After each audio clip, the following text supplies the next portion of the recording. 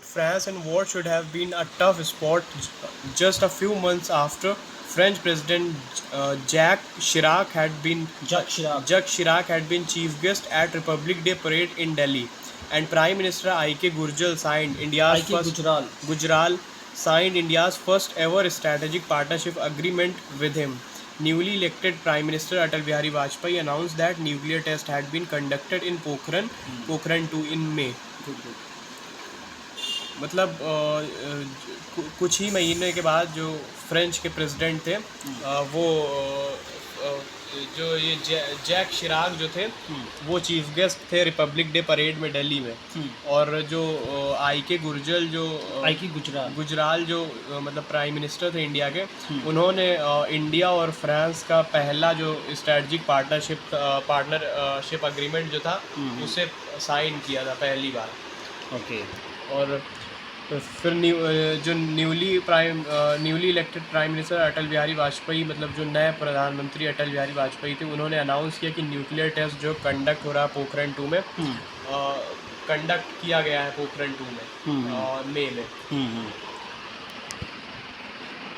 In the United Nations Security Council, French diplomats joined the P5 countries in condemning the test, but did not join, along with the United Kingdom and Russia. The United States-led move to impose sanctions on India, nor did France scrap the strategic partnership agreement. Right. So what did you understand by this?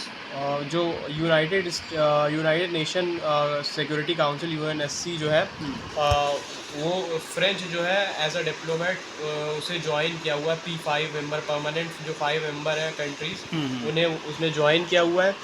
तो ये जो Pokhran nuclear test हुआ था उसके बाद India पे जो sanction लगे थे उसको ये UNSC ने मतलब सैंक्शन लगाने की बात कही थी, जिसे फ्रेंच ने ज्वाइन नहीं किया था, मतलब फ्रेंच ने इसका साथ नहीं दिया था। जबकि along with United Kingdom and Russia ने बोला था, कंडेम किया था। No, United Kingdom and Russia and France, these three countries were not in favor. अच्छा हाँ Right. The United States led move to impose sanction on India. अब जबकि जो यूनाइटेड स्टेट था US है, उन्होंने सैंक्शन इम्पोज करने के लिए इंडिया पे सैंक्शन इम्पोज करने के लिए बोला था। Right. Nor did France scrap the strategic agreement. इसका मतलब नहीं समझ आया था। इसका मतलब ये कि फ्रांस ने इसके बावजूद भी जो स्ट्रेटजिक पार्टनरशिप इंडिया के साथ साइन की थी उसको स्क्रैप नहीं किया था, उसको हटाया नहीं था। ठीक है ना। सैंक्शन की बात की थी तो उसने बोला था कि हम सैंक्शन का समर्थन नहीं करते हैं, लेकिन उन्होंने अपनी स्ट्रेटजिक जो पार्टनरशिप इंडिया के साथ साइन की थी उसको उन्होंने हटाया नहीं था। The philosophy behind the relationship. Throughout their relationship, New Delhi and Paris have built a tradition of joining each other's National Day parade. Chirag himself was a guest at India's Republic Day twice. Correct. His first appearance was 1976. Valéry Giscard d'Estaing. Valéry Giscard d'Estaing. Valéry Giscard d'Estaing. This is how it should be read. 1980. Right. Nicolas Sarkozy 2008 and Francois Hollande 2016 have been guests since. Prime Minister Manmohan Singh 2009 and now Prime Minister Narendra Modi were invited to the Bastille Day Parade. Right. While the purchase of defense equipment often overshadows the outcome of any of these big visits, it is the underlying philosophy of their engagement that propel India and France ties forward. Correct. Both countries have held on the three pillars in the relationship. You should read it like both countries have held on to. Both countries have held on to the three pillars in the relationship. Correct. Non-interference in each other's internal affairs. I steadfast belief in strategic autonomy as expressed by President Charles de Gaulle. Correct. And non-alignment as expressed by Prime Minister Jawaharlal Nehru. Correct. And refusal to pull the other into its own coalition and alliances. Correct. So did you understand the meaning of this? Yes. So make me understand. So tell me means what did you understand? मतलब throughout अगर शुरू से अगर relationship India और France की देखें तो ये दोनों एक दूसरे को नेशनल डे अपनी अपनी नेशनल डे परेड में ज्वाइन करते हैं, मतलब इनवाइट करते हैं एक दूसरे को। चिराग जो थे वो खुद ही एक गेस्ट थे इंडिया की, 2 बार गेस्ट रह चुके हैं इंडिया की रिपब्लिक डे परेड में। और उसके बाद बाकी ये जो 3 नाम है ये भी फ्रांस के प्रेसिडेंट थे जो इनवाइट किए थे। इंडिया के अभी तक सिर्फ 2 प्राइम मिनिस्टर इनवाइट हुए हैं। पहले मनमोहन सिंह थे जो 2009 में थे, फिर उसके बाद नरेंद्र मोदी अब जो इनवाइट हुए थे। करेक्ट। और ये जो वाइल्ड ये डिफेंस इक्विपमेंट की जो इक्विपमेंट है ये ओवर शेडो करती है एनी बिग विजिट को। मतलब जितने भी विजिट होते हैं उसमें डिफेंस इक्विपमेंट की डील होती है वो सबसे ऊपर होती है। राइट। उसी को देखा जाता है, उसको ज़्यादा मीडिया अटेंशन वगैरह मिलता है। तो ये जो मतलब हेड ऑफ द स्टेट जाते हैं तो उनकी विजिट को इतना ज़्यादा इंपॉर्टेंस नहीं देते हैं। Right, good. It is the underlying philosophy of engagement that propels India. ये एक कहा गया, हाँ, ये यही इसी फिलॉसफी के साथ तो मतलब दोनों इंडिया और फ्रांस के टाइज आगे पुश फॉरवर्ड होता है। करेक्ट। दोनों कंट्री के मतलब जो रिलेशनशिप है वो 3 पिलर्स पे जो बिल्ड है। पहला है non interference with in each others internal affairs. मतलब कोई भी जो दोनों देश हैं वो किसी के इंटरनल अफेयर्स में नहीं इंटरफेयर करेगा। Very good. और अपनी स्ट्रैटेजी ऑटोनॉमी है उस पर बिलीव रखेगा। स्ट्रैटेजिक, हाँ, वेरी गुड। जो कि एक्सप्रेस की थी, जो कि बताई गई थी प्रेसिडेंट के द्वारा। Right, very good. दूसरा जो है वो नॉन अलाइनमेंट है जो कि प्राइम मिनिस्टर जवाहरलाल नेहरू के द्वारा किया गया था। And refusal to pull the other into its own coalition and alliances. मतलब कोई भी जो दोनों में से कोई भी दोनों में से कोई भी देश किसी भी देश को मतलब अपने अलायंस या कोलिशन में मतलब ज्वाइन करने के लिए फोर्स नहीं करेगा। Very correct, good good. The awkwardness correct in 1998 after all would have been nothing in comparison to Chirag's visit to India in 1976. right Not 6 months before that, Prime Minister Indira Gandhi had declared the emergency and suspended freedom in a move that was criticized across the world. right But Chirac, who was Prime Minister of France, saw no reason to cancel his visit. Right. In December 1975, France had hosted the Paris Conference on International Economic Cooperation that looked at the impact of global energy crisis on developing countries that rose US-Arab tension over the Yom Kippur War. Yom Kippur War. Yeah. India was one of few invitees to preparatory committee of the conference. Right. So did you understand this? Yes. Okay, make me understand then. Let us see how much you understood. Yeah. The awkwardness in 1998, यहाँ पे 1998 ये पोखरन की बात की जा रही कि जो उसकी awkwardness थी। उसके बाद जो है जो शिराक जो प्रेसिडेंट थे उनके विज़िट का जो कंपैरिजन था वो जो इंडिया का जो 1976 में यहाँ पे इमरजेंसी की शायद बात हो रही है। करेक्ट। 1975 में emergency was imposed and in 1976 he visited India. तो फिर उस विजिट में और इस विजिट में कोई मतलब कंपैरिजन नहीं किया जा सकता। मतलब नहीं, इसका मतलब है कि the awkwardness in 1998 after all means अंततः, ठीक है ना। तो जो ऑकवर्डनेस जो दिक्कत उनको हुई थी 1998 में, ठीक है ना, जब उन्होंने विजिट किया था, ठीक है ना, जब ये पोखरन वाला मामला हुआ था, ठीक है, वुड हैव बीन नथिंग। तो ये 1998 वाले में जो इन्होंने साथ दिया था P5 मेंबर्स के साथ में कि हम सैंक्शन नहीं लगाएंगे, तो उसमें फ्रांस को इतनी दिक्कत नहीं हुई होगी, ठीक है ना, जितनी की दिक्कत शिराक जो प्राइम मिनिस्टर थे उनको जो है इंडिया की विजिट जो 1976 में की, क्योंकि उससे पहले 1975 में इमरजेंसी अप्लाई कर दी गई थी इंडिया में और पूरे वर्ल्ड में इसको क्रिटिसाइज किया गया था, ठीक है ना। तो उस वक्त पर उनका इंडिया में आना वो इनके लिए बहुत ज़्यादा टफ था, ठीक है। तो 1998 में इतना टफ नहीं था कि जब इंडिया के ऊपर सैंक्शन वगैरह लग रहे थे तो उसमें जो इन्होंने इंडिया का साथ दिया था, तो उस वक्त जो साथ दिया था वो ऑकवर्डनेस, क्योंकि भाई अगर कोई मामला कोई भी मान लो कोई चीज़ हल्की फुल्की गलत हो रही है, ठीक है ना, और पूरे वर्ल्ड लेवल पे ओपनली है वो, तो उसमें आप अगर किसी का बचाव करते गलत इंसान का, तो फिर मतलब आपको बहुत ज़्यादा ऑकवर्डनेस फील होती है ना, बहुत असहज महसूस करते हैं। लेकिन अगर पूरी दुनिया में इमरजेंसी के बारे में सबको गलत बताया जा कि इमरजेंसी लग गई, वहाँ पे सारी फ्रीडम्स को सस्पेंड कर दिया गया है, राइट, तो फिर वैसी सिचुएशन में अगर आप उस कंट्री में जा रहे हैं तो वो ज़्यादा ऑकवर्ड था। मतलब 76 की विजिट है, ये ज़्यादा ऑकवर्ड थी बजाय कि ये 1998 की जो। और ये जो नॉट 6 मंथ बिफोर लिखा यहाँ पे, इसका क्या मतलब होगा? मतलब 6 महीने पहले देखो, ये उन्होंने मतलब ये दिसंबर में आए थे आई थिंक यहाँ पे, है ना, तो जो है जो इमरजेंसी अप्लाई की थी वो 75 में अप्लाई की गई थी, और ये मतलब 5-6 महीने बाद ही आ गया, क्योंकि वो दिसंबर में आई थिंक अप्लाई की गई थी, और ये जो है इसमें 76 में आ गए थे। तो मतलब इमरजेंसी टाइम चल ही रहा था उस टाइम के हिसाब से।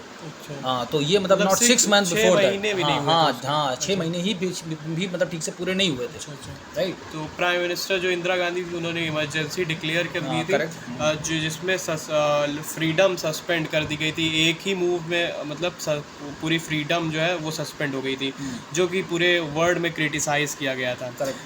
लेकिन जो प्रेसिडेंट शिराक थे, प्रेसिडेंट ऑफ फ्रांस जो थे, prime minister of France, prime minister of France जो थे, उन्होंने मतलब ये विज़िट कैंसिल करने का कोई रीज़न नहीं देखा। उन्होंने सोचा कि इमरजेंसी मतलब can not be a reason that I should cancel my visit, तो इमरजेंसी को उन्होंने बहुत ज़्यादा मतलब वो नहीं दिया, तवज्जो नहीं दिया, बहुत इंपॉर्टेंस नहीं दिया उन्होंने, राइट। इन दिसंबर 1975 फ्रांस मतलब दिसंबर 1975 में फ्रांस ने होस्ट किया Paris conference, international economic cooperation, जो कि जिसका इम्पैक्ट जो है पूरे दुनिया पे दिखा, energy cry on developing countries, मतलब जो डेवलप हो रहे थे उस टाइम कंट्रीज, उन पे उसका पूरा इम्पैक्ट दिखा, जिसने यूएस और अरब की जो ये वॉर था यौम किपर, इसकी टेंशन जो है वो राइज करी। So did you understand the meaning that why did he hosted this, Paris Conference on International Economic Cooperation? Why did he hosted this conference? Because for this hosted for developing countries. No, actually, For developing countries, because their economic growth was slow, and the देखो यहाँ पे एक word use हुआ होगा, energy crisis, right, ये energy crisis, global energy crisis, right. अब देखो यहाँ पे ये जो लिखा है ना, यौम किपुर वॉर, इसको बोलते हैं रमदान वॉर, क्योंकि अक्टूबर में हुआ था, तो ये अरब और इजराइल के बीच में हुआ था। तो जो यूएस है वो मतलब 100% इजराइल को सपोर्ट करता है, ठीक है ना, इसमें इजराइल जीता, और बाकी जितनी अरब कंट्रीज़ थी, मतलब 6-7 अरब कंट्रीज़ थी, उन सब ने मिल करके कलेक्टिवली अटैक किया था इजराइल के ऊपर। तो जो अरब कंट्रीज़ हैं वहाँ पे ऑयल के रिजर्वायर्स बहुत ज़्यादा पाए जाते हैं, ठीक है ना, तो पूरे वर्ल्ड में ऑयल की सप्लाई कहाँ से होती है? अरब, है ना, अरब कंट्रीज होती है। तो वहाँ पर इसको एनर्जी, तो ये जो एनर्जी ना, इसको आप समझो ऑयल समझो, ठीक है ना, तो मतलब ग्लोबल ऑयल क्राइसिस भी पढ़ सकते हो उसको, ठीक है ना। तो जो ग्लोबल ऑयल, तो जब यहाँ पे वॉर होने लगा ना, तो उसकी वजह से जो पूरे वर्ल्ड में ऑयल की सप्लाई थी वो कम हो गई, ठीक है ना। तो जब ऑयल की सप्लाई कम हो जाएगी तो उसकी वजह से जो भी मतलब डेवलपिंग कंट्रीज़ हैं, जो भी अपना अपना विकास कर रहे हैं, आगे बढ़ रहे हैं, तो जब ऑयल की कीमतें बहुत ज़्यादा बढ़ जाएंगी, अगर ना, तो जब ऑयल की जो प्राइसेस हैं बहुत ज़्यादा बढ़ गए, मतलब इंक्रीज़ हो गए, राइट, तो उसकी वजह से ग्लोबल एनर्जी क्राइसिस आ गई, ठीक है ना। तो इसीलिए Paris conference on international economic मतलब कोऑपरेशन के लिए बुलाया गया था, कि आर्थिक रूप से जो है मतलब इंटरनेशनल सारे मतलब लोग आए साथ में, और ये पेरिस में ऑर्गेनाइज की गई थी, जो कि कैपिटल है फ्रांस की, ठीक है ना। तो वहाँ पर इसीलिए इसको ऑर्गेनाइज किया गया था। और ये यौम किपुर वॉर बोलो इसको, या आप इसको अक्टूबर का वॉर बोलो, या मतलब इजराइल और अरब वॉर बोलो, ठीक है ना, या इसको रमदान वॉर बोलो, तो ये ऐसे हुआ था इस वजह से, ठीक है ना। तो इस वजह से इन्होंने इसको जो है बुलाया था, ठीक। और हाँ, इंडिया जो था उस कुछ ही इनवाइटी में से इंडिया एक था, हाँ, जो कि प्रिपरेटरी जो कमेटी उसका जो मेंबर था वो, हाँ, मतलब ये जो कॉन्फ्रेंस बनाई थी ना, तो इसमें मतलब इसके लिए प्रिपरेशन करने के लिए कौन कौन से क्लॉजेस होने चाहिए, क्या होना चाहिए, उसके लिए, ठीक है। When Chirac was in Delhi, तो मतलब जो शिराक ने इंडिया को इनवाइट किया था, मतलब देखो कितना इंपॉर्टेंस मतलब दे रहे हैं ये, ठीक है ना, right. When Chirac was in Delhi in January, he praised India's role in bringing disparate global position together. मतलब जब शिराक जो प्राइम मिनिस्टर थे, वो जब दिल्ली जनवरी में आए थे तो उन्होंने इंडिया की तारीफ़ की थी, उन्हें उसे प्रेज किया था।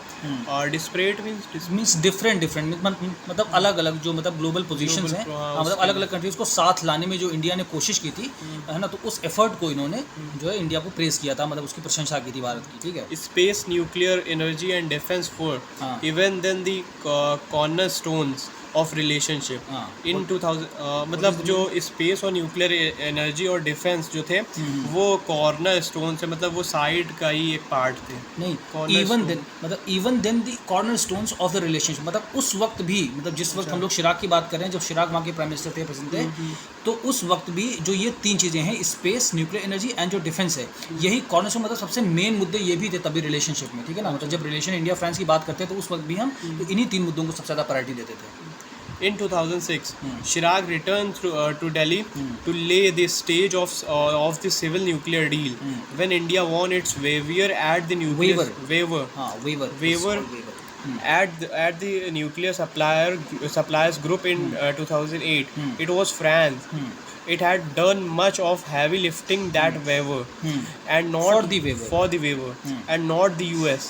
That India signed its first nuclear deal with. Right. हाँ, so what is the meaning of this? जो 2006 में शिराक दोबारा से दिल्ली आए, Right. और उन्होंने एक स्टेज पे, मतलब एक स्टेज लिया। स्टेज मीन्स एक प्लेटफॉर्म या बोल सकते हैं, जो कि न्यूक्लियर ऐसी सिचुएशन को प्रिपेयर किया, मतलब सिविल न्यूक्लियर डील जिससे कि साइन हो सके, साइन हो सके। वेवर मीन्स छूट देना, मतलब किसी को एग्जेम्पशन देना, ठीक है ना, एग्जेम्प्ट कर देना किसी चीज़ को। जब इंडिया ये जीता अपनी न्यूक्लियर, मतलब इंडिया ने अपनी छूट, इंडिया को छूट मिली। मैं बता रहा हूँ, देखो जो 1998 में जो भी पोखरण वाला इशू हुआ था ना, ठीक है ना, तो उसकी वजह से इंडिया के ऊपर न्यूक्लियर सप्लायर ग्रुप एक है, ठीक है ना, उसने इंडिया के ऊपर बहुत सारे मतलब वो लगा दिए, रिस्ट्रिक्शंस लगा दिए थे, ठीक है ना, कि जिससे इंडिया कहीं से भी कुछ सप्लाई नहीं कर सकता था, न्यूक्लियर वगैरह सप्लाई, मतलब जो एनर्जी है उसको सप्लाई नहीं कर सकता था, कहीं से इंपोर्ट नहीं कर सकता था। तो उसमें क्या हुआ कि उसके चक्कर में जो NSG ने उसके ऊपर सैंक्शंस लगाए थे, ठीक है ना, तो जब मतलब फ्रांस ने बहुत ज़्यादा वकालत की, मतलब इंडिया की तरफ से, कि अरे मतलब इंडिया बहुत अच्छा कंट्री है, उनसे जो हो गया सो हो गया, ऐसे करके, तो इंडिया का सपोर्ट किया, तो उसकी वजह से NSG ने जो हमारे ऊपर जो रिस्ट्रिक्शंस लगाई थी, सैंक्शंस लगाई थी, उनको हटा लिया। तो इसीलिए लिखा है कि it had done much of the heavy lifting for the waiver, मतलब हैवी लिफ्टिंग मतलब करना, मतलब बहुत ज़्यादा भार जो इंडिया के ऊपर था कि भाई इंडिया ऐसा है वैसा जो एलिगेशन किया, तो उसको हटाने में उन्होंने बहुत ज़्यादा एडवोकेसी की वकालत की इंडिया की तरफ से, ठीक है ना। तो जब तो इंडिया को छूट मिली, ठीक है ना, तभी इंडिया को वेवर ग्रांट किया गया, सैंक्शंस हटाए गए और इंडिया को छूट कहा हाँ कि मतलब अब आप सप्लाई कर सकते हो, आप एग्रीमेंट्स कर सकते हो, तब इंडिया का। तो उसी वजह से, और मतलब US नहीं था, जिसको हम बोलते हैं कि US इंडिया का बहुत सारा था, वो US नहीं था, वो फ्रांस ही था, जिसके साथ इंडिया ने पहली बार, हाँ, जो फर्स्ट न्यूक्लियर डील साइन हुई वो हमारी फ्रांस के साथ। तो ये एक मतलब इंपॉर्टेंट क्वेश्चन भी है जो एग्जाम में आ सकता है कि मतलब with which India has joined the first nuclear civil deal with, right. So France था, नॉट द US, राइट। ये उसके मतलब 2 दिन के बाद ही, मतलब जैसे मतलब पहले मतलब US ने किया था, पहले मतलब इन्होंने साइन किया, तो बाद में 2 दिन के बाद जो है US ने भी बोला हम करेंगे, लेकिन हमने फ्रांस के साथ पहले किया, ठीक है। क्या है ये memoirs means somebody who has lot of experience in his life and they just write those things into a book. अच्छा। Understood? जैसे बायोग्राफी टाइप कुछ लिखते हैं ना, हाँ। Writing about his decision in his In his memoirs. Yeah, in his memoirs. Correct. Chirag, who confessed a youthful love and passion for India and teenage attempt at learning Sanskrit, Right. said that for him the strategic partnership was a means of establishing the primary role that India, by reason of its history, democratic choices, attachment to secularism, Correct. coexistence of different peoples, different peoples, languages and cultures, was called on to play in the aim of creating a more equally balanced world. Right. इन्होंने शायद ये book लिखा है, book इन्होंने उसमें इन्होंने बताया है कि मतलब who confess माना है, बताया है, सेम थिंग, गुड। कि यूथफुल लव एंड पैशन के बारे में जिसमें उन्होंने बताया है, मतलब ये जब अपने यूथ में थे, यंग थे जब, और इनका पैशन था इंडिया के बारे में, उसके बारे में ये लिख रहे हैं कि इंडिया की तरफ मतलब कैसे सोचते थे ये। अच्छा। For India and a teenage attempt, मतलब इंडिया के लिए जो एक टीनेज, मतलब एक कम उम्र में इनका जो वो था, अटेम्प्ट था, मतलब अ teenage attempt at learning Sanskrit. जब ये 17, 18, 19 के एज के थे, तब इन्होंने संस्कृत सीखने की भी कोशिश की थी, ठीक है ना, अटेम्प्ट किया था एक बार सीखने के लिए। तो मतलब देखो कि ये मतलब इंडिया से कितना क्लोज है स्टार्टिंग से ही, right. So that is why he has done so much for India. और उन्होंने बोला कि जो ये उनके लिए ये जो स्ट्रैटेजिक पार्टनरशिप थी वो a mean of establishing the primary role that India, मतलब ये एक प्राइमरी रोल इस्टेब्लिश करना था, right. By reason of its history, मतलब इसका एक रीज़न इंडिया था। की जो हिस्ट्री है, मतलब जिस तरीके की इंडिया की डेमोक्रेटिक चॉइसेस हैं, ठीक है ना, जो मतलब जैसे इंडिया में सेक्युलरिज्म है, ठीक है ना, वो किसी भी मतलब धर्म को सपोर्ट नहीं करते, सारे धर्म को इक्वली ट्रीट करते हैं, और को एग्जिस्टेंस ऑफ डिफरेंट पीपल, मतलब हिंदू, मुस्लिम, सिख, ईसाई, बौद्ध, जैन, है ना, पारसी, हाँ, है ना, और बहुत सारे लैंग्वेज, बहुत सारी कल्चर्स हैं। तो इसलिए इंडिया से आग्रह किया था, मतलब इंडिया की इतने ज़्यादा प्रेज इन्होंने इसीलिए की थी, तो ये एम था इनका कि इससे बहुत ही इक्वली बैलेंस्ड वर्ड बनाएंगे हम, मतलब जैसे पूरी दुनिया में समानता जैसा वर्ड बनाए, तो इंडिया को जो है इन्होंने मतलब फॉलो ऑन किया था। और ये जो इनकी बुक है शायद my life in politics, right. हाँ, this is also important, this can also come in exam. Mr. Modi's visit to Paris last week saw many of the same shades of the partnership.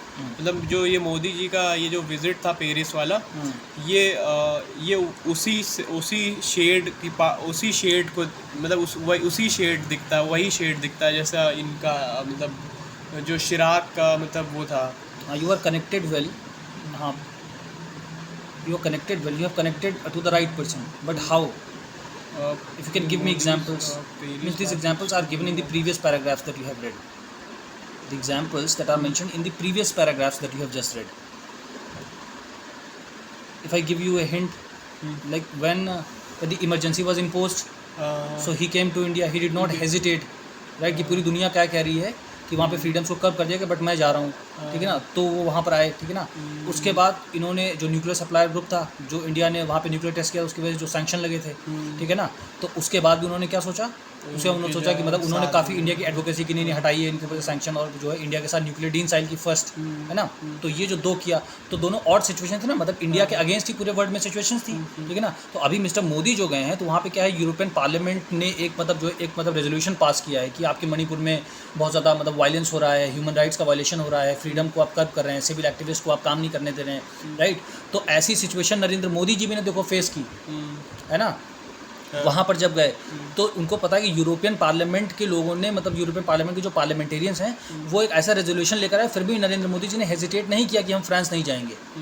तो जैसे Chirac ने हमारी country की situation और थी तो भी वो यहाँ आए, बट जैसे हमारी कंट्री में सिचुएशन और हैं जिनको लेकर के वहाँ पर कोई मुद्दा बन सकता है, तो भी नरेंद्र मोदी जी वहाँ गए। तो वही ना, same shades of the partnership, you understand, are you able to connect the two things, right. Okay, so now you make me understand what I have just told you. वही कि जो मतलब जब इमरजेंसी लगी और पोखरन का वो हुआ, टेस्ट हुआ, जो इंडिया पे सैंक्शन जब लगने की बात हुई, तो फ्रांस ने उस टाइम सपोर्ट किया था इंडिया का, और 2-3 बार लगातार सपोर्ट किया, पोखरन में किया, इमरजेंसी में किया, फिर अभी जैसा जो वहाँ फ्रांस में जो मतलब इमरजेंसी में बेसिकली सपोर्ट नहीं किया, जब पूरे वर्ल्ड में क्रिटिसिज्म हो रहा था, तो भी जो उनकी विजिट शेड्यूल्ड थी पहले से, उसको कैंसिल नहीं किया उन्होंने। तो एक तरीके से मतलब ही रिस्पेक्टेड इंडिया, राइट। वैसा ही मोदी जी भी अब कर रहे हैं। हाँ, India's foreign secretary Vinay Kwatra pointed out that despite all dramatic visuals of violent protests across France last month over the mistreatment of immigrant communities, Mr. Modi had not hesitated even once in planning his visit. India के foreign secretary Vinay क्वाट्रा जो है, उन्होंने ये बताया कि वहाँ पे भी जो फ्रांस में लास्ट मंथ में जो प्रोटेस्ट और वायलेंस जो हुआ है, और जो मतलब मिस ट्रीटमेंट हुआ है इमिग्रेंट कम्युनिटी के साथ। एक 18 ईयर का बॉय था, उसको मतलब शूट कर दिया था पुलिस ने, तो उसकी वजह से अभी जस्ट फ्रांस में लास्ट मंथ ही बहुत ज़्यादा मतलब जो प्रोटेस्ट हुआ था। हाँ, पूरे वर्ल्ड में इसको बहुत ज़्यादा बोला भी गया था। तो ऐसी चीज़ें थी, फिर भी नरेंद्र मोदी जी ने हेजिटेट नहीं किया जाने से। जैसे हमारे यहाँ इमरजेंसी थी, तो पूरे वर्ल्ड में क्रिटिसिज्म हो रहा था, तो जब शिराक यहाँ आए थे, है ना, तो अभी वहाँ पर ऐसी स्थिति थी, तब भी जो है जो उनकी जो मोदी जी की जो मतलब प्लान विजिट थी, उसको कैंसिल नहीं किया, राइट। तो सेम शेड्स है ना, यहाँ पर लिखा ना, same shades of partnership, right. Neither did France bring up the European Parliament's criticism of India over the violence in Manipur or allegations of human right violation, intolerance towards minorities, and curbing civil society freedoms. Right. These were referred to in the resolution adopted by a member of the European Parliament at the plenary session in Strasbourg during Strasbourg Yeah. during July 10 to 13, Right. and on the day Mr. Modi landed in France. Right. So you were able to understand that? और इसका थोड़ा सा neither did France bring up the European parliaments criticism, मतलब शायद जबकि France ने जो European में पार्लियामेंट में जो क्रिटिसिज्म हुआ उस फ्रांस ने नहीं किया इंडिया के ऊपर। राइट।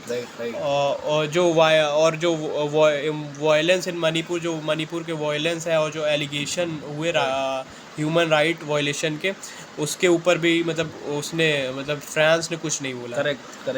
यूरोपियन पार्लियामेंट ने ऐसा बोला है, ठीक है ना। मतलब यूरोप तो पूरा एक कॉन्टिनेंट है, उसमें जितने भी कंट्रीज़ हैं तो उनका एक अलग है, मतलब यूरोपियन यूनियन है सारे कंट्रीज़ का यूरोप में, तो उनके पार्लियामेंटेरियन से बोला। बट फ्रांस के जो भी लोग हैं उन्होंने कुछ नहीं बोला। इंटॉलरेंस मीन्स जैसे किसी भी चीज़, जैसे माइनॉरिटी से मान लीजिए मुस्लिम्स हैं तो उनके प्रति एक तरीके की जो है इंटॉलरेंस है, उनको बर्दाश्त नहीं करना, उनको बर्दाश्त नहीं करते लोग, ऐसा है। तो जैसे इंटॉलरेंस टुवर्ड्स माइनॉरिटी, तो माइनॉरिटी मुस्लिम इंडिया की बिगेस्ट माइनॉरिटी है, तो मुस्लिम के खिलाफ जिस तरीके से इंटॉलरेंस है, इंटॉलरेंस को हिंदी में यू कैन से कि जैसे बर्दाश्त ना करना, बर्दाश्त जो है टॉलरेट बर्दाश्त करना, तो इंटॉलरेंस उनको बर्दाश्त ना करना, ठीक है ना। जो माइनॉरिटीज़ के तरफ है सिविल सोसाइटी फ्रीडम को लेके, right. These were referred to in this resolution adopted by a member of European Parliament at plenary session in Strasbourg. Yeah. These were referred to. So these were referred to in the resolution. So ये जो ऊपर के जितने भी points हैं इन सबको refer किया गया था, लिखा गया था। वो जो रेजोल्यूशन है, जो एक संकल्प पत्र उन्होंने बनाया है हिसाब से, जो कि adopted by members of the European parliament, है ना, जिसमें मोदी जी को बताया गया कि आपके यहाँ तो ऐसा है, तो उसमें ये सारी चीज़ें लिखी गई थी, ठीक है ना। और जिस दिन नरेंद्र मोदी जी वहाँ पे फ्रांस में लैंड किया था उन्होंने, उसी दिन इन लोगों ने ये सब लाया था, right. The Ukraine war on a major geopolitical stage.